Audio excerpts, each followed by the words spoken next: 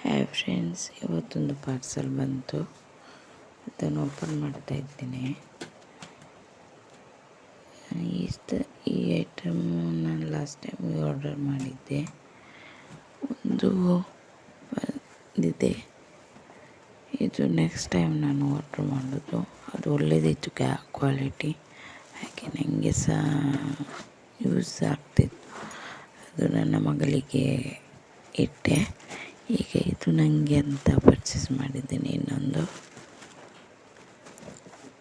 ನನಗೆ tailoring items ಇಡಲಿಕ್ಕೆಲ್ಲ ಒಳ್ಳೆಯದಾಗ್ತದೆ. Thread ಎಲ್ಲ ಇಡಲಿಕ್ಕೆ ಅಂತ ಬೇಕಂತ ಪರ್ಚೇಸ್ ಮಾಡಿದ್ದೇನೆ.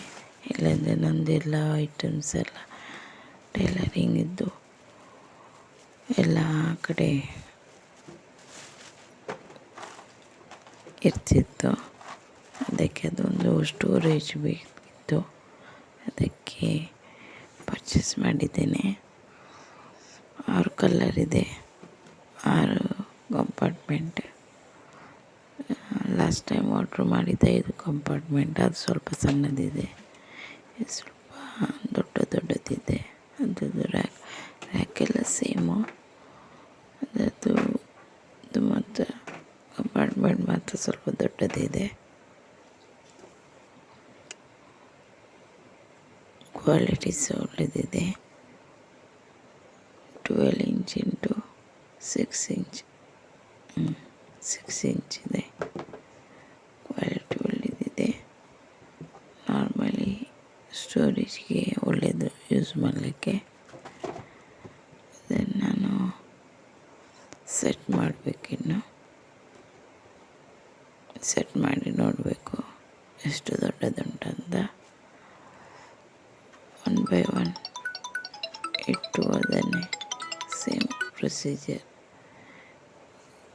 ಜಾಸ್ತಿ ಏನಿಲ್ಲ, ಅದೇ ಕೊಟ್ಟಿರೋದನ್ನು ಅದಕ್ಕೆ ಫಿಕ್ಸ್ ಮಾಡಿದೆ ಆಯಿತು ನೋಡಿಕೊಂಡು.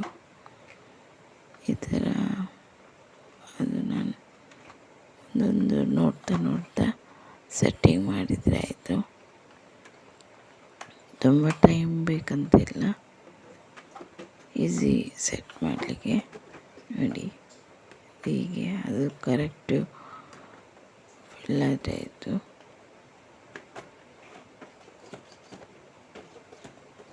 ಓಪನ್ ಮಾಡಲಿಕ್ಕೆಲ್ಲ ಈಸಿ ಆಗ್ತದೆ.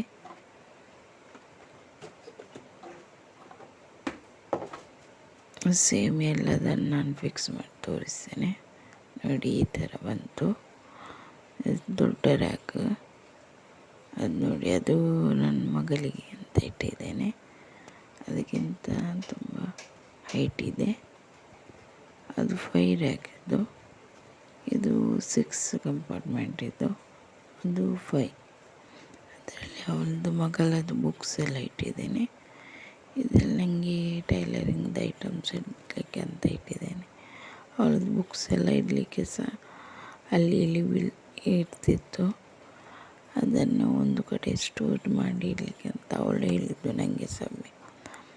ಅದಕ್ಕೆ ಅವಳಿಗೆ ಅಂತ ಇಟ್ಟೆ. ದೊಡ್ಡದು ನನಗೆ ಅಂತ ಪರ್ಚೇಸ್ ಮಾಡಿದೆ. Subscribe my channel, like and share my videos. Comment me below for product links. Thank you.